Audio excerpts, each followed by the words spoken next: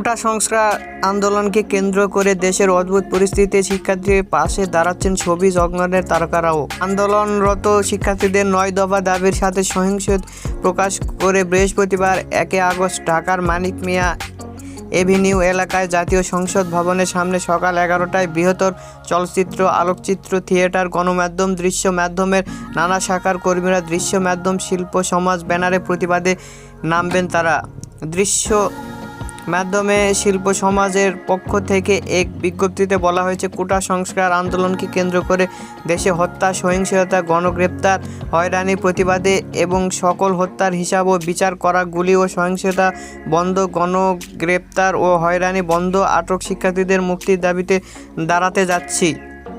অবিলম্বে সকল হত্যাকাণ্ডের বিচার ও হত্যা, সহিংসতা, গণগ্রেপ্তার, হয়রানি বন্ধ করতে হবে।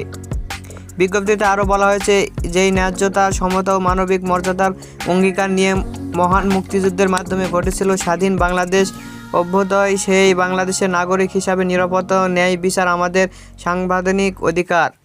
ভয়হীন, ন্যায্য, মানবিক মর্যাদার বাংলাদেশ চাই।